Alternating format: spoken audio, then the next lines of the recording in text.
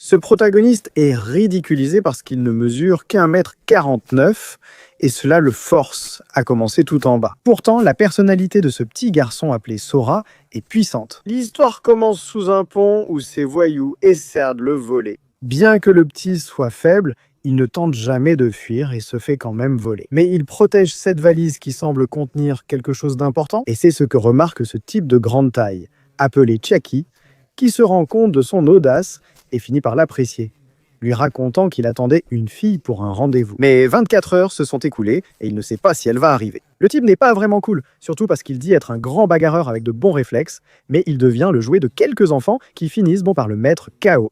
Ici, le protagoniste s'en va et le lendemain, il commence ses cours dans un nouveau lycée, où il est surpris car il pourra enfin jouer au basket sur un vrai terrain. À ce moment, les voyous qui contrôlent le club de basket arrivent et tentent de l'intimider. Il se rend compte que les baskets qu'il porte sont sales, mais cela semble lui importer beaucoup. Alors il le menace de remplir ses baskets de merde et de les jeter dans les égouts s'il le voit qu'un à jouer dans le coin. Ici, il l'enferme pendant qu'il profite étrangement du temps pour nettoyer les ballons. En réalisant que ces fainéants aiment espionner les femmes par un trou dans le mur, le protagoniste semble aussi tomber amoureux de cette fille attirante. Le fait est que le géant d'hier apparaît à ses côtés, qui se trouve aussi dans son école, dans son club, et profite de la vue. Celui-ci lui explique que depuis longtemps, l'école n'a pas eu de véritable équipe de basket. Donc le club est devenu un refuge pour les fainéants. Mais même si le mieux serait que Sora abandonne, le petit ne veut jouer à rien d'autre qu'au basket. On voit la passion dans ses yeux, alors Chiaki lui dit qu'il n'a pas d'autre choix que de jouer. Mais Sora est conscient qu'il est toujours enfermé. Là, le gars donne un grand coup de pied, défonce la porte et arrive sur le terrain, demandant aux filles la moitié de l'endroit. Le protagoniste revoit Madoka, prodige de l'équipe féminine, et décide de s'entraîner dur pour attirer son attention. Mais là, les voyous réapparaissent pour mettre leur menace à exécution, lui retirant ses chaussures tout en le frappant. Le problème, c'est que peu importe à quel point il le frappe au fort, il se relève toujours. Car comme on le voit dans ses souvenirs, ses baskets étaient un cadeau de sa mère, elle-même sportive de longue date. Le blond choisit d'incinérer ses vieilles baskets sales pour en finir une bonne fois. Et c'est là que Chiaki intervient, qui s'avère être le frère jumeau du blond Momoharu. Et tous les deux dominent tout le lycée, ce qui finit en bagarre. Mais c'est le club de basket. Le protagoniste ne comprend pas pourquoi on ne le prend pas au sérieux, jusqu'à ce que Chiaki lui montre que rien ne change. S'il veut jouer sérieusement, il ne le fera pas dans cette école. Cependant, le protagoniste se rappelle avoir promis à sa mère à l'hôpital d'être aussi bon qu'elle. Il dribble encore et propose un match. S'il gagne, il n'insistera plus. En fait, ils peuvent jouer à 5 contre lui. Mais pour une raison quelconque, Chiaki semble fuir et laisse Madoka comme remplaçante. Tout le monde s'attend à ce que le nain fasse quelque chose d'intéressant, mais le blond sait qu'il ne fera rien. En tentant de l'arrêter, Sora montre des réflexes et une rapidité qui lui permettent de s'échapper, les laissant tous derrière pour marquer. Ce que fait le protagoniste.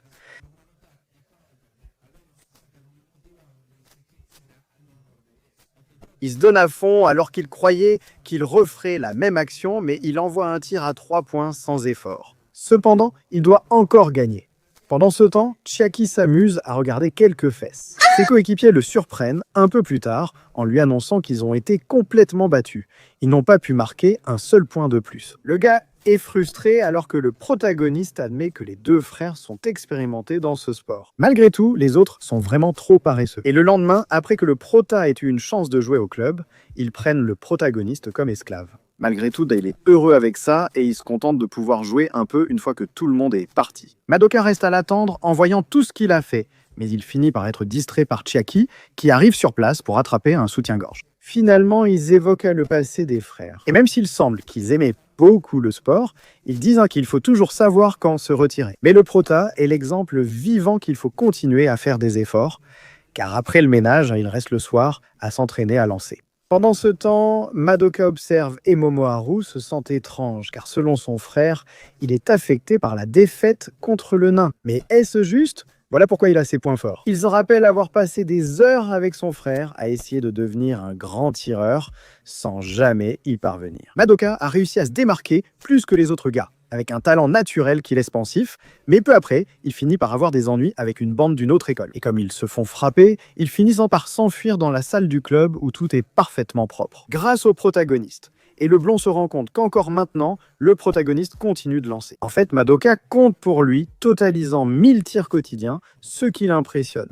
C'est ainsi que le protagoniste compense sa taille. Puisqu'il n'est pas non plus quelqu'un avec un talent naturel, c'est pourquoi il est très probable qu'il veuille vraiment jouer avec ses gars frustrés. Alors ici, Momoharu reste à réfléchir à tous les efforts d'un nain qui, justement le lendemain, veut arriver tôt pour voir s'il peut jouer plus longtemps. Et il tombe sur Chiaki qui lui demande si quelqu'un qui n'a jamais rien accompli en jouant peut s'amuser.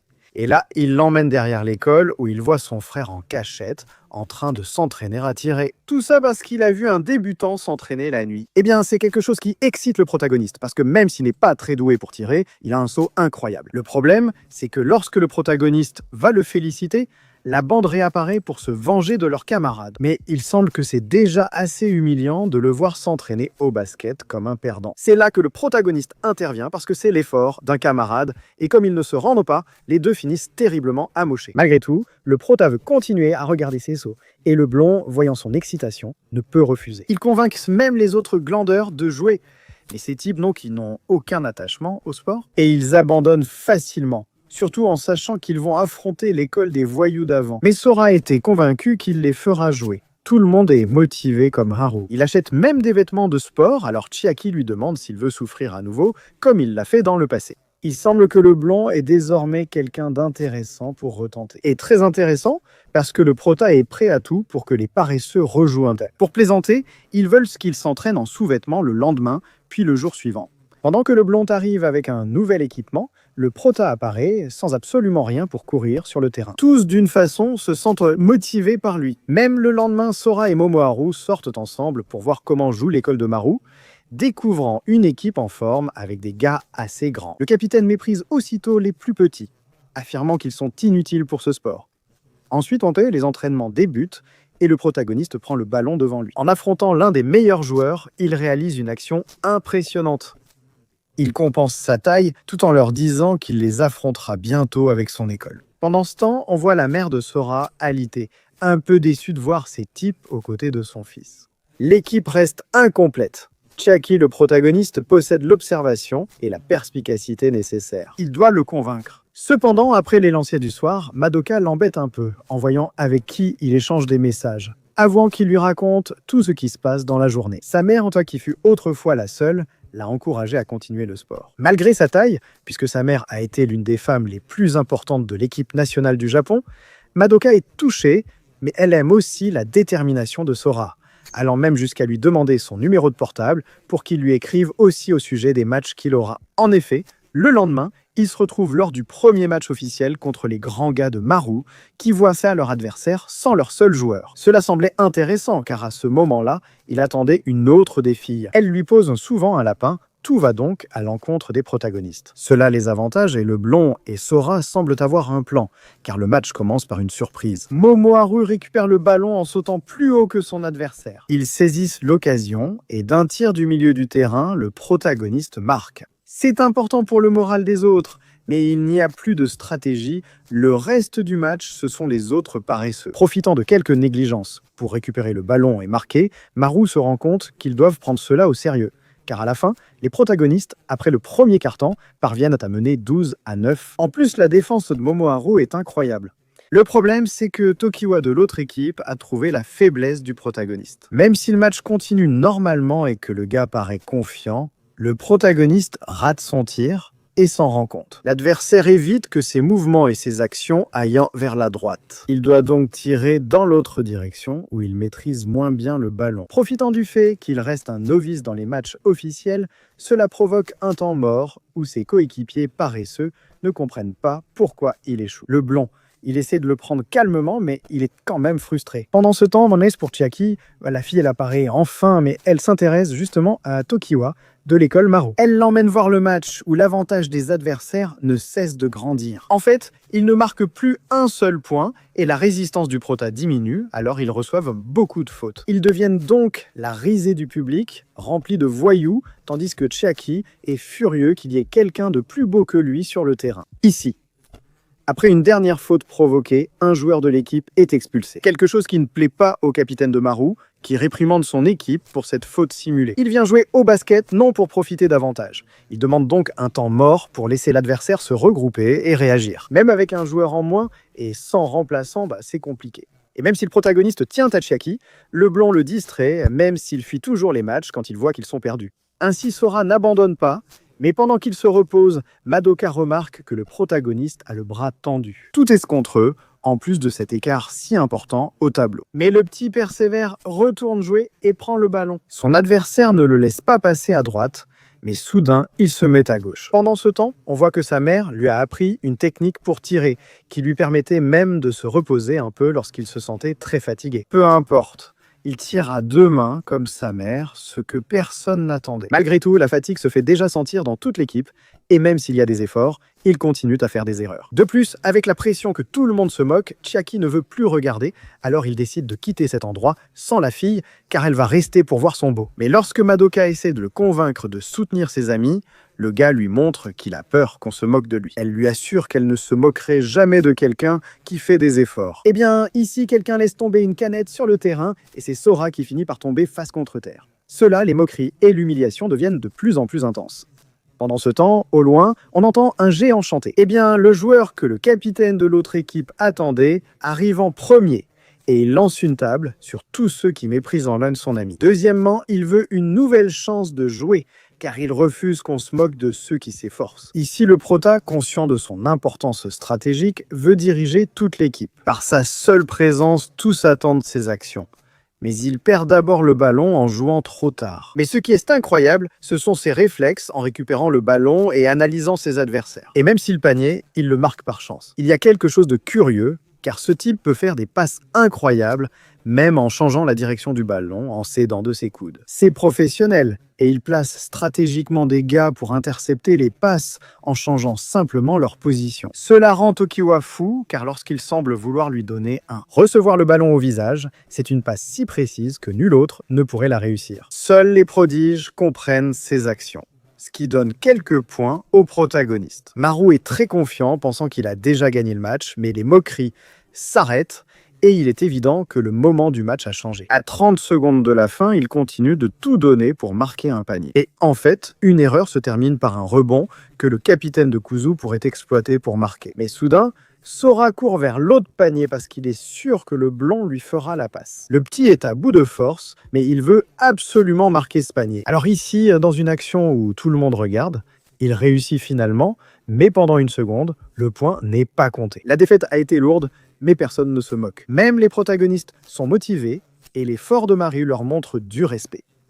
L'attitude du protagoniste évolue positivement. Bien qu'il termine presque mort de fatigue, c'est pourquoi Madoka le ramène chez lui et finit par découvrir la raison auprès de la grand-mère. Sora visite sa mère à l'hôpital. Elle a été transférée dans une ville pour soigner sa maladie, tentant d'éloigner Sora. Surtout pour que l'enfant qu'il aime tant ne passe pas son temps dans l'ambiance dépressive de l'hôpital. Le petit se fâche, mais comprend qu'elle agit pour son bien et promet de venir la voir uniquement quand il aura gagné le trophée du sport qu'ils aiment tous deux. Pour Madoka, il est incroyable de voir à quel point il s'entraîne et progresse. Ayant constaté que lancer de la main gauche est sa faiblesse, il commence à s'entraîner. Surprise de voir certains fainéants motivés rejoindre l'entraînement. Le problème, c'est qu'ils devront désormais partager le terrain avec d'autres sports, n'étant plus des voyous qui font peur. Sans conseiller, ils n'ont nulle part où s'entraîner. Malgré tout, le directeur leur accorde une solution en voyant leur engagement. Mais au moindre combat ou au moindre problème dans lequel ils s'impliquent, il les séparera à nouveau. Mais comme si c'était la malchance, ici justement, les fainéants tombent sur un type mystérieux, avec une maîtrise impeccable des bases, en lui demandant de les aider à s'améliorer de façon un peu envahissante. Le type provoque une bagarre où tout le monde se fait tabasser et Sora ne peut rien faire. C'est donc le capitaine qui essaie de calmer les choses, puisqu'ils ne peuvent pas se battre. L'inconnu avec style lui assène un coup de pied au visage que le capitaine repousse d'un coup de tête. Détail mineur, mais il intrigue le type mystérieux. C'est pourquoi, le lendemain, il le surprend semant le chaos alors que les filles s'entraînent. Même après un saut épique pour marquer, il en heurte une.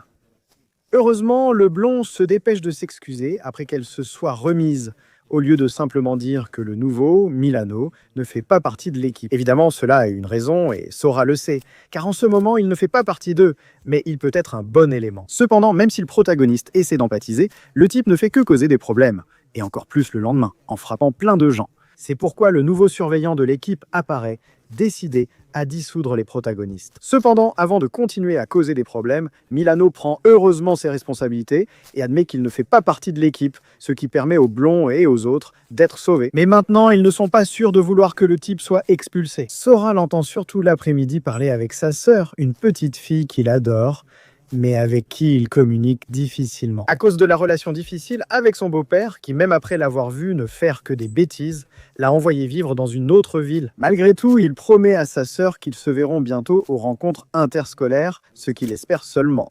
Ainsi, Sora lui dit que s'il veut y arriver, il doit se concentrer. Le gars n'arrête pas de parler, mais en voyant à quel point il est déterminé, il va montrer à Milano, qui veut qu'il rejoigne l'équipe, qu'ils ne sont pas du tout au même niveau. Dans un duel en 1 contre 1, si Sora parvient à prendre le ballon dans ce cercle, il pourra intégrer l'équipe de l'école.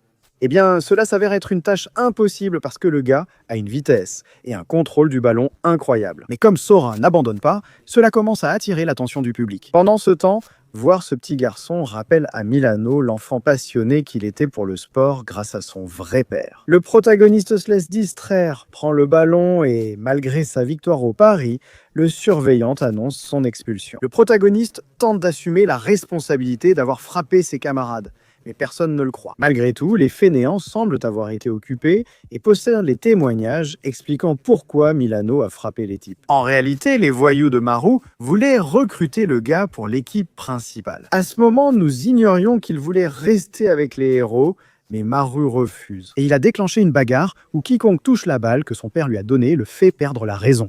Malgré tout, il a frappé des gens. La décision de l'école reste ferme, mais pour les fainéants, la perception du gars a-t-elle changé? Est-ce que tout ce qu'il a fait, c'est vraiment parce qu'il est foot basket?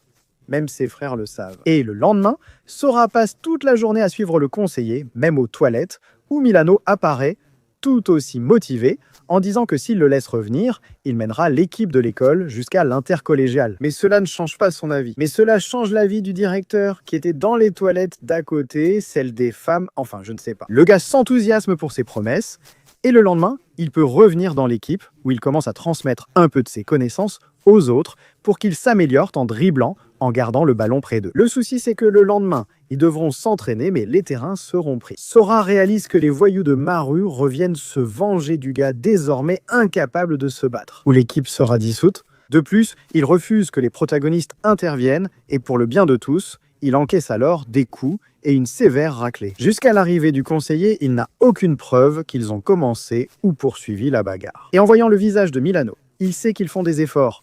Donc, la seule chose qu'il peut faire, c'est leur laisser le terrain, parce que les filles du volleyball sont en train de se reposer. Milano commence ainsi à se comprendre avec le protagoniste. Tout le monde progresse, mais ils doivent trouver quelqu'un pour les entraîner de manière organisée. Mais pour l'instant, ensemble, ils vont voir le classement du tournoi de chant, où l'équipe de Maru dispute un match compliqué, où l'on voit le niveau d'exigence de la région, car aucune des équipes n'a mal joué, mais Maru finit par perdre. Cela reste une motivation pour les protagonistes, car ils devront s'entraîner très dur pour les compétitions interscolaires qui ont lieu dans 1 mois, alors ils commencent des journées difficiles. Cependant, l'une des baskets de Sora a justement un trou. Tous les magasins lui disent que le mieux serait d'en acheter de nouvelles, mais il refuse, du moins jusqu'à ce qu'il arrive dans un dernier magasin. Il s'avère que la responsable est une fille de son école qui le reconnaît, car ils ont presque la même taille. Finalement, la fille, touchée par l'importance de ses baskets pour lui, choisit de les réparer. Elle lui prête une de ses paires en attendant, ayant la même pointure. Et avant de partir, elle lui dit qu'il a été génial lors du match contre Maru. Ces quelques mots le font rêver presque toute la nuit, en repensant au sourire de la jeune fille. Pourquoi doit-il choisir entre elle et Madoka pour se marier? Finalement, il arrive en retard à l'entraînement et la revoit. Comme le protagoniste a tellement intrigué la fille, elle va maintenant devenir l'assistante de l'équipe. Tous les gars sont excités à l'idée de voir une femme. Cependant, même si elle les trouve tous impressionnants individuellement, surtout le protagoniste qu'elle aime, ils ne forment pas une bonne équipe. En fait, la fille, malgré sa maladresse, les fait jouer contre les femmes, ce qui est une perte de temps pour tout le monde. Elles sont beaucoup trop faibles, mais en entendant que la récompense sera que Madoka sera nue s'il gagne, leur façon de penser change. Le match le plus important de l'année vient d'être officiellement conclu. Mais Hanao leur dit de rester calme, qu'elles ne vont pas perdre de toute façon car le match commence avec un net avantage. Les sauts du blond sont impressionnants. Ici, ils réussissent quelques passes importantes. En général, chacun occupe la position idéale pour ses compétences. Milano fait quelques dribbles qui laissent les filets derrière et marque les premiers points. Mais pour Madoka, la seule issue est d'affronter Sora en exploitant la faiblesse qu'il a montrée lors du match contre Amaro. Mais même ça, le gars qui s'est entraîné le maîtrise déjà, et avec un tir à deux mains, il finit en fait bien à gauche. La fille est surprise, mais c'est là que débute la stratégie de Nano. Toutes les filles se réunissent pour une défense totale.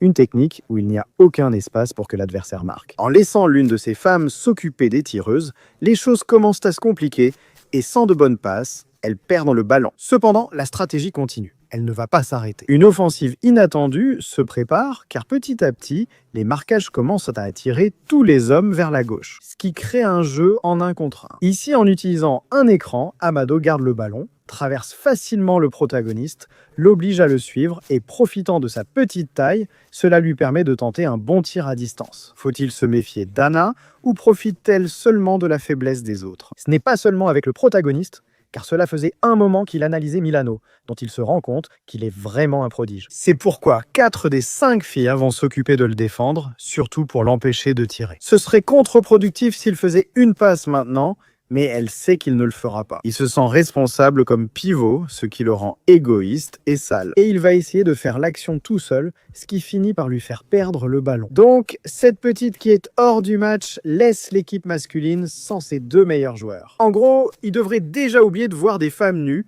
parce qu'elles sont en train de les surpasser. Cependant, personne ne comptait sur l'imprévisibilité de Chiaki, car soudainement, elle dit qu'elle a une stratégie. Et la première chose qu'elle fait, c'est de sortir Sora et Milano du match pour faire entrer les vraies stars. Quelque chose paraît affaiblir l'équipe, mais pas pour le géant. Le jeu continue avec une nouvelle composition, tandis qu'il confie à son frère qu'ils sont les seuls à pouvoir poser des écrans.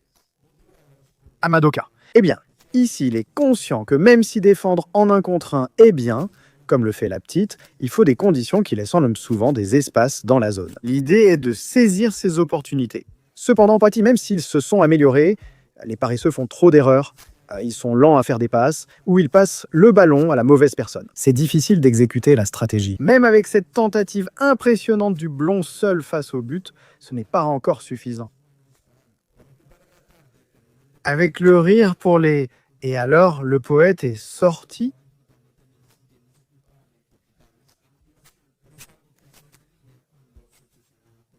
Clairement pas comme quelque chose de mauvais, en fait, il range le livre dans lequel il écrit toujours. À son retour sur le terrain, il le fait accidentellement tomber, dévoilant ses notes. La fille observe attentivement chaque joueur et donne des conseils d'amélioration. Mais pour Milano, ce n'est qu'une assistante, pas une entraîneuse.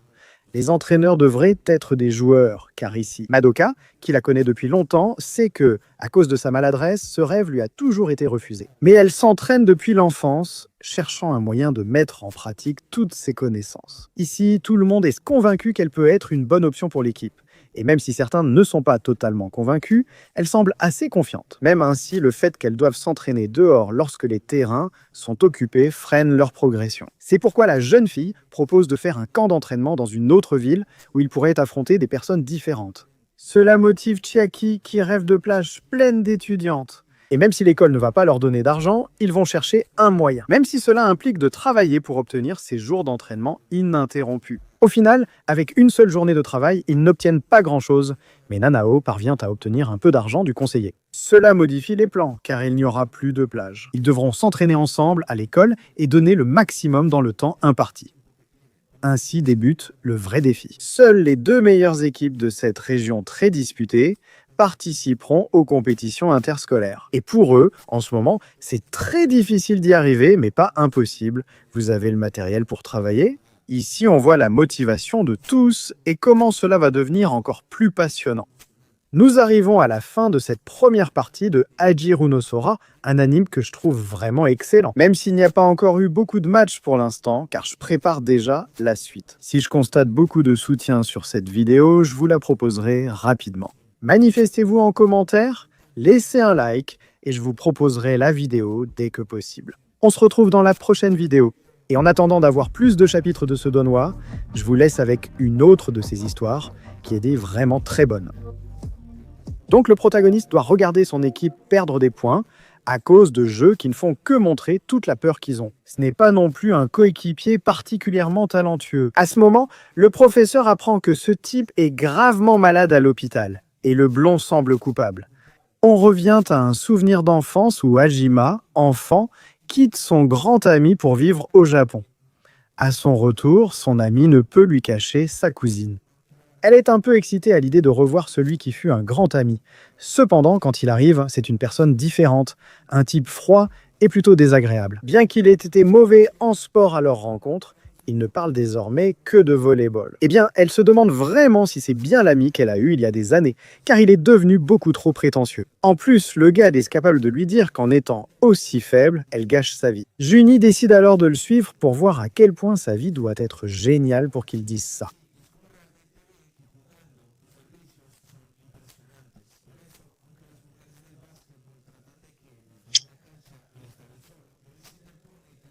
Le gars reste-t-il aussi arrogant? Mais il est clair qu'il y a une raison à cela. Cherchant à éviter les amitiés, Juni finit pourtant par s'en faire une. Là où il s'entraîne et s'améliore avec le temps, de plus en plus de gens veulent rejoindre l'équipe et l'excitation se fait sentir pour tout le monde. Aima améliore leur technique, la posture des réceptionneurs, et El Tipo remplit son rôle de passeur, au point que les femmes du basketball ne disent même plus un mot. Ainsi, nous passons un mois où nous voyons que le protagoniste n'est pas si arrogant, de temps en temps. Il peut, par exemple, dire que Juni est un bon observateur, ce qui peut l'aider à traverser les blocs. Le jeune homme se laisse progressivement séduire par le sport. Cependant, un après-midi, alors que Aima pense déjà à emmener son équipe à un tournoi, le cousin de Juni apparaît, celui avec qui il passe son temps libre. Juni veut que sa famille s'implique beaucoup dans le volleyball avec ce type qui était tellement obsédé par le sport. Il a réalisé qu'à son ancienne école, il criait sur tout le monde pour bien jouer. C'est pour cela qu'ils l'ont retiré de l'équipe principale, mais le mal était déjà fait. Sota, un élève talentueux, n'a pas supporté la pression et a tenté de se suicider. Son cousin ne doit pas s'impliquer avec quelqu'un d'aussi problématique. Sa réaction montre clairement ses problèmes. Malgré tout, Juni ne croit pas facilement cette histoire. Il fait aussi confiance à la détermination du gars qui avait déjà réservé presque toutes les dates de vacances pour s'entraîner. Il comprend l'engagement et c'est pourquoi il va le chercher chez lui, prêt à s'entraîner. Le blond se motive le mois suivant, tout le monde se concentre, les services et smash s'améliorent, ainsi que les réceptions. Tout le monde commence à se motiver, surtout quand le conseiller leur dit qu'ils n'auront pas à jouer beaucoup de matchs pour se qualifier, mais le blond est sûr qu'ils vont gagner le tournoi. Cela contamine les autres. Nous arrivons à l'été, directement au tournoi, où dès le premier match, le protagoniste se distingue par des actions impressionnantes et quelques feintes. Ainsi, il remporte le premier des 3 matchs sans problème, tandis que les entraîneurs se demandent déjà qui est le nouveau. Le problème, c'est que pour le deuxième match, Juni n'est pas prêt à supporter la pression. Dans des situations qu'il maîtrisait, comme les services, il se bloque, ce qui impacte aussi ses smashs. Il n'arrête pas de prendre du retard, et comme Hajima ne sait pas ce que c'est d'être nerveux, il ne peut pas l'aider. Le type ne peut que construire les actions, il les termine lui-même et marque des points uniquement grâce à ses services. Il gagne, mais au final, chacun a le sentiment de n'avoir jamais été utile dans l'équipe. C'est pourquoi Juni reste pensif, alors que sa cousine préparait déjà une pancarte pour le soutenir. À cause de cela, elle a un accident et le lendemain, Juni en profite pour éviter le match. Même sa cousine alitée se lève pour lui dire d'arrêter de pleurnicher, mais il se sent clairement inutile dans l'équipe. Pendant ce temps, Hajima se distingue par ses services sautés remarquables, étant ambidextre. Pourtant, le gars paraît inquiet. Et soudain, il quitte la compétition comme si de rien n'était. Et comme c'était la dernière année de tout le monde, il passe au lycée, où seul Juni et un camarade rejoignent le nouveau club de volleyball Hajima. Il est entré avec eux, mais le sport ne l'intéresse plus. C'est pourquoi le président et le vice-président de l'équipe, déjà informés sur lui, vont le chercher. Comme toujours, c'est une personne désagréable qui ne comprend pas comment Oda, malgré sa petite taille, peut être attaquant. Le problème, c'est qu'en le disant, il se fait frapper, puisqu'il est clair qu'Oda a déjà assez de problèmes et de critiques à cause de sa taille. Il est pourtant surpris qu'un participant intéressant assiste aux entraînements pendant le festival de volleyball à l'école. Pourtant, Oda a encore des soucis. Malgré son rôle de capitaine, des ignorants de 2 mètres tentent de le ridiculiser. Il se déshabille vite et organise un match avec Prota dans son équipe pour prouver sa valeur. Eh bien, Oda surprend non seulement en s'entendant avec le blond, mais aussi avec des actions impressionnantes. Ils finissent évidemment par gagner. En fait, le blond lui demande à la fin « Pourquoi le filet est-il plus haut que la normale ?» Ce gars, même petit, veut déjà participer aux championnats nationaux. C'est pourquoi il a déjà le filet à la hauteur requise pour une telle compétition. Et c'est aussi pour ça qu'il veut que le Prota soit dans l'équipe. Il lui conseille de ne pas le faire car il finira par le détester. Justement à cause de ce qui s'est passé. Mais justement, ce n'est pas que Juni le déteste. Le problème, c'est qu'il a du mal à jouer avec lui. Malgré tout, le blond préfère éviter les problèmes. Les capitaines ne peuvent pas en rester là et tentent de les faire jouer ensemble. Pour l'instant, il les oppose l'un à l'autre. Hajime réalise qu'il n'a pas progressé en 11 mois. À chaque smash, il devient plus nerveux et le blond ne comprend pas. Il n'a jamais su pourquoi il devenait nerveux et l'a simplement laissé s'améliorer seul. Cela l'énerve beaucoup parce qu'il a le talent et la taille. C'est pourquoi il essaie de lui faire marquer un point contre lui, mais il finit toujours par échouer. Alors le gars commence une dispute où il lui demande de ne pas rester bloqué dans la peur. Mais Juni le surprend en disant qu'il n'est pas facile de rater les smashs. En fait, tout cela faisait partie du plan de l'autre capitaine, Aoki Juni. Il échouait exprès pour que l'autre dépasse cette barrière d'indifférence. Maintenant qu'ils savent qu'ils veulent jouer ensemble, et à ce stade, il ne peut plus éviter de rejoindre le club. Malgré tout, ils finissent encore même punis. Oda leur confie avoir souvent pleuré à cause de sa taille.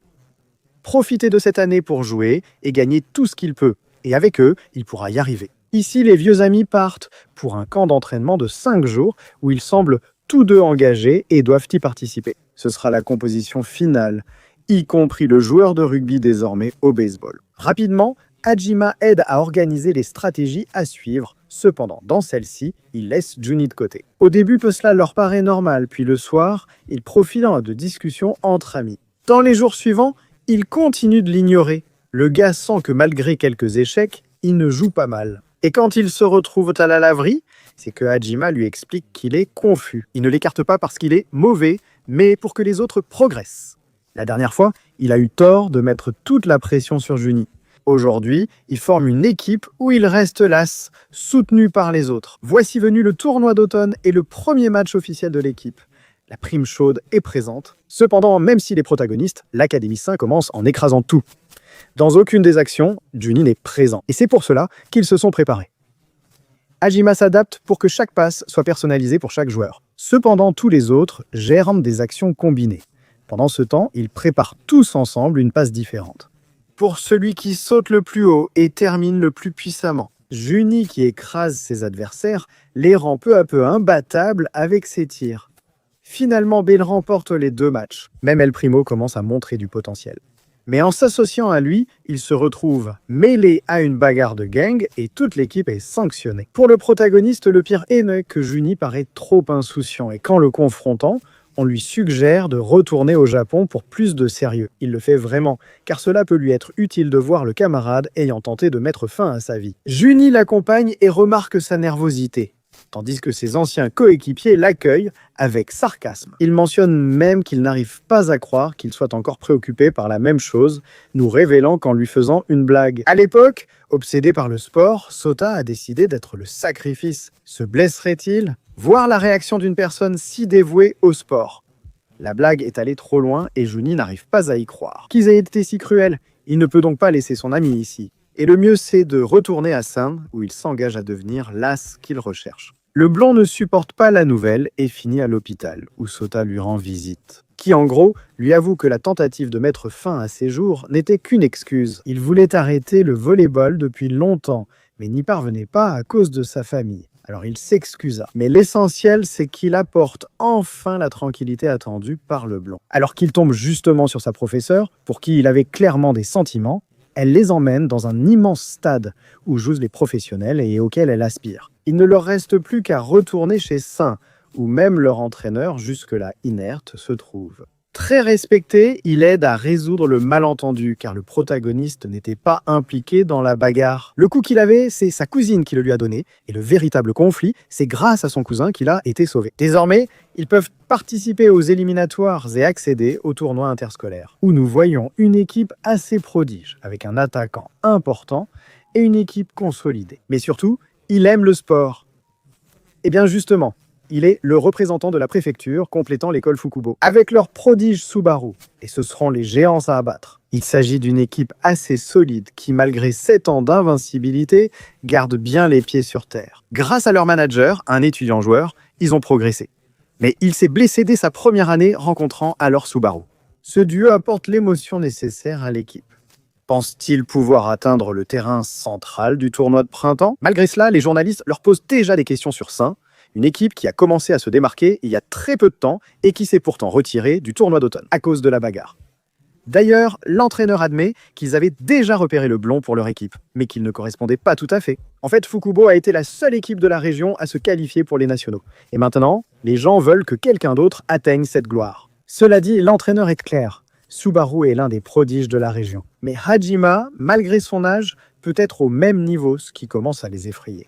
Il est aussi manager et joueur. Ceux qui décident d'espionner leurs entraînements se rendent compte qu'ils ne peuvent même pas s'entraîner tous les jours, car ils n'ont pas de salle de sport dédiée. Cependant, à la fin, à force d'espionner, ce blond finit par avoir des ennuis, ce que le capitaine Aoki a filmé. Cela peut causer des problèmes à Fukubo, qui doivent alors s'excuser. Subaru arrive lui-même et s'incline pour éviter les problèmes. Finalement. Pour Oda, c'est une bêtise et ils n'étaient même pas en train d'enregistrer.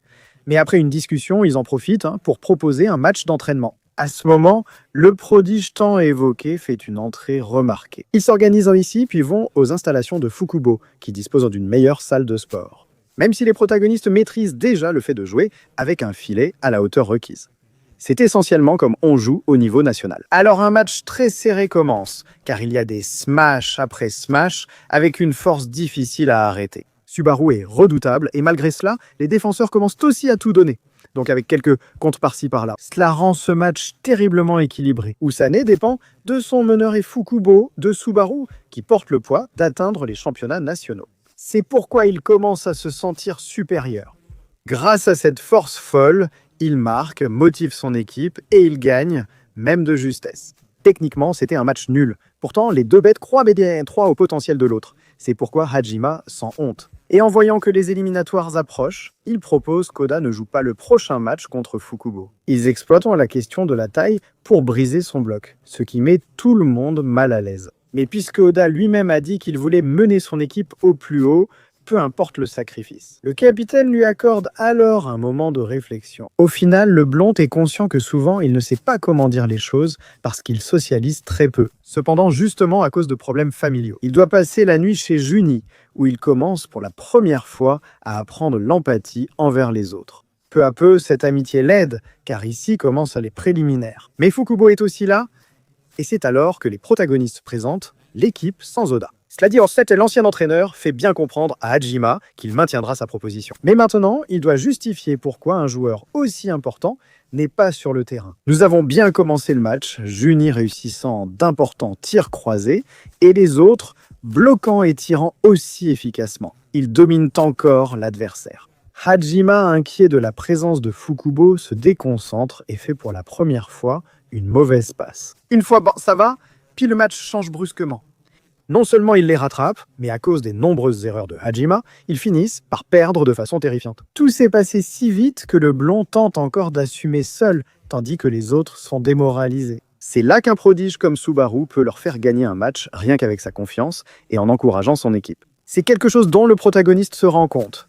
Mais il n'est pas sûr d'avoir ce qu'il faut pour être une telle personne. Pourtant, il est clair qu'il faut changer quelque chose pour le deuxième set. Il élève un peu la voix pour qu'on lui place l'action pratiquement depuis la ligne de fond et il frappe d'une manière meurtrière, ce qui se termine par un point. À partir de là, la stratégie change.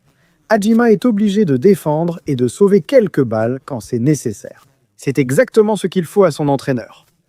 Justifier la sortie d'Oda, désormais chaque coup finit en point. Et quand ce n'est pas le cas, le reste de l'équipe est contaminé par l'énergie, même avec quelques touches. Quand son attaquant est complètement épuisé, il est presque à terre, mais ce set, c'est entièrement grâce à lui. Et même s'il doit sortir à cause de l'épuisement, il a fait le travail pour qu'à la fin, ce soit les débutants qui gagnent et ils finissent épuisés. Mais maintenant, le blond est sûr que Juni sera le prodige à qui il devra envoyer toutes les balles. Des ajustements restent à faire, mais souhaitez-vous continuer à voir ces actions meurtrières? Pour l'instant, suivons Fukuo, qui remporte aussi les matchs du jour grâce à sa détermination. Les éliminatoires débutent maintenant face aux meilleurs de la région, notamment Zane. Ainsi, la stratégie d'Oshi, le manager, est de contrôler les 2 premières années, car les tirs de Juni sont redoutables. Pendant ce temps, Hajima est toujours placé aux endroits les plus difficiles à défendre.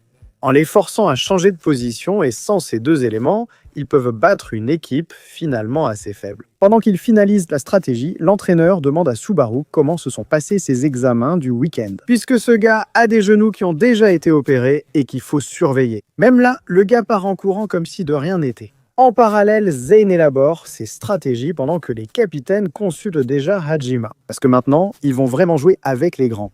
Subaru discute avec le docteur, qui lui confirme que ses jambes tiendront pendant le tournoi. Mais le mieux serait qu'il se fasse opérer de nouveau après. Et il le fera même. Renoncer au volleyball pendant 1 ou 2 ans, mais ce qui lui fait le plus peur.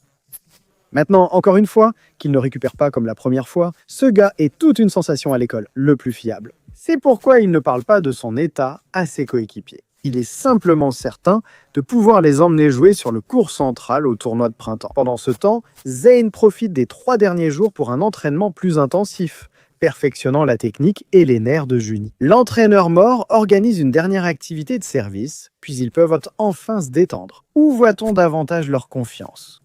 Et à propos du blond, même le capitaine Aoki, qui ne fait pas du volleyball sa priorité, reste très enthousiaste. Nous voilà au grand jour pour décider quelle équipe représentera la capitale. Les protagonistes sont envahis par les nerfs. Leurs corps ne sont pas aussi habitués que ceux de Fukuo, qui prennent même le temps de s'amuser. À cause de cela, Subaru glisse et Ochi se précipite pour le protéger. Un peu exagéré, non? Mais d'une certaine manière, le manager se fracture. L'équipe doit se montrer plus sérieuse, surtout sur le terrain, où la majorité des supporters soutient Fukuo. Maintenant, l'entraîneur leur dit que la taille de l'adversaire Shinoda est très similaire, mais Subaru semble être trop confiant. Ici débute un match où Juni reçoit les services, marque 2 points, puis perd le 3e. Mais il est clair qu'Ochi leur a transmis cette stratégie car Juni maîtrise mal les services au-dessus de la tête. Et tous les ballons vont vers lui pour assurer quelques points. En plus, Subaru attaque avec une agressivité terrible, le gars veut finir vite et il remporte le premier set sans problème. Cependant, ça continue, Juni a pratiquement 3 contres et Subaru attend la réaction de Hajima. Pour réagir, ils reprennent l'avantage, alors le protagoniste agit individuellement. Encore une fois, avec des actions incroyables, il parvient à réduire l'écart. Cependant, ses coéquipiers le trouvent trop insistant. Celui qui veut tout faire. Mais le gars s'énerve car pour l'instant, Juni est la cible. Ils doivent être plus connectés. Cependant, il est aussi conscient que montrer ses émotions va lui causer des problèmes, comme cela s'est déjà produit dans le passé. Alors il se calme. Le capitaine lui donne raison et toute l'équipe doit s'investir à fond, ce qui finit par payer. L'équipe bouge le score et après un incroyable sauvetage suivi d'une frappe puissante, égalise. Le blond est content du bon fonctionnement de l'équipe, mais attend qu'un membre se réveille. Malgré cela, il gagne le 2e set. Pendant que Subaru ressent l'absence d'Ochi et que, pour une raison quelconque, il s'inquiète pour ses jambes, il décide donc d'accélérer les choses. Il porte les rêves de son équipe.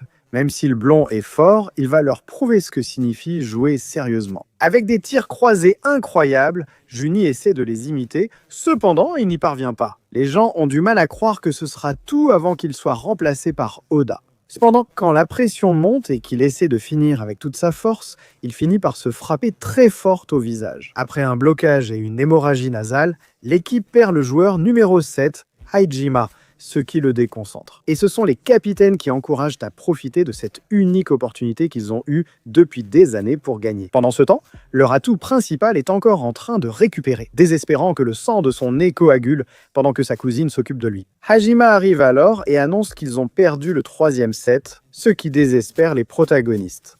Le sang continue de couler. Subaru apparaît alors. Pendant ce temps, les intermédiaires qui, de manière étrange, leur disent en gros qu'ils espèrent que ce ne soit pas la seule chose qu'ils vont voir. Du volleyball de Zen, puisqu'il veut gagner comme il se doit, de manière juste, tout le monde veut voir ce qu'ils peuvent offrir. Ici, ils se motivent, s'assurent que l'hémorragie est stoppée, puis retournent sur le terrain où l'équipe attend leur engagement total. En réalité, Oda cède sa place. Certains soutiennent et la confiance de l'équipe grandit. Il est temps de remonter. Pour cela, une nouvelle stratégie arrive. Attaquer plus loin du filet pour éviter les blocs. On voit donc plein de tirs meurtriers contre l'adversaire. Pendant ce temps, Ochi est déjà en train d'arriver à l'endroit où il apprend que le match est à égalité. Il se rend compte que la technique de viser Juni ne marche plus parce qu'il va réagir et que les autres joueurs le soutiennent. L'équipe reste inconsistante point après point, permettant à Subaru de saisir l'opportunité du point décisif. Hajima prend un risque en laissant passer le ballon, puis après une bonne décision, Zayn est sauvé, ce qui rendait la contre-attaque évidente. Et si après une double feinte, ils finissent par remporter le set. Maintenant, les deux académies sont à égalité, la tension monte et Oda entre en jeu, tandis que Juni reste également attentif. Ochi encourage aussi son équipe. Le 5e set commence. En raison de son importance, Hajima surprend avec une superbe déviation et ouvre le score. Ce n'est pas seulement lui, toute l'équipe progresse. Pourtant, Fuku reste persuadé que le trône revient à son capitaine. Un gars aux genoux fragiles qui joue sans se plaindre pour atteindre son but. Ici, le jeu devient de plus en plus intense. Un point de chaque côté après de longs échanges, les gradins explosent, Juni se connectant de plus en plus. Chacun se donne à fond pour éviter que le ballon ne tombe, menant à une égalité proche de 14 points. Avec cette action, on voit que Hajima n'a plus besoin de calculer quoi que ce soit. Il donne le ballon à Laz, qui te lance un smash impressionnant. Zayn est à 1 point, mais le blocage devient alors constant. Subaru reçoit la balle A, qu'il tire encore comme un bazooka. Personne ne veut que ça s'arrête. Mais ce qui était un tir impossible finit par être bloqué, laissant tout le monde dans le silence, mais offrant enfin la victoire à Zayn. La remise des prix commence. Fukuo affiche une grande tristesse, Hajima s'évanouit. Après tant d'efforts, la remise des prix s'achève. Subaru fait ses adieux en terminale. Après avoir pleuré non seulement pour la défaite, mais aussi pour la douleur au genou qu'il endurait depuis un moment. Il sait qu'il a fait de nombreuses erreurs et peine à montrer sa vulnérabilité, mais cela devient inévitable au moment des adieux. Parmi les premières années, il sait qu'après l'opération, il poursuivra le sport à l'université. Allons voir les gagnants qui, après avoir récupéré Hajima, préparent une fête et remercient le gars de les avoir amenés ici. Cependant, cela continue et ils apprennent vite que oui. La première équipe qu'ils affronteront lors du tournoi de printemps fait ses débuts, tout comme eux. Et cela peut être relativement simple, mais les autres adversaires ont une grande renommée. En fait, les protagonistes finissent par entendre une conversation entre les capitaines qui ne sont pas très sûrs qu'ils puissent aller très loin. Contre des adversaires aussi puissants, pourtant, Oda ressent une émotion qui le pousse à viser l'impossible, bien qu'il soit l'auteur de ce blocage incroyable. À la fin, face à Subaru, ils s'entraînent avec des étudiants universitaires sur les terrains de Fukuo. Même si l'équipe manque de concentration, le Prota et Subaru se retrouvent encore. Le gars a déjà des béquilles, mais il lui propose quand même de jouer avec Juni pendant la période universitaire, en U19 et U21 contre d'autres équipes mondiales. Pour réussir, ils doivent tout donner et se distinguer lors du premier tournoi de printemps. Le blond se remplit d'une euphorie qu'il ne peut pas contenir et décide d'en parler à Juni, qui ne s'enthousiasme pas trop.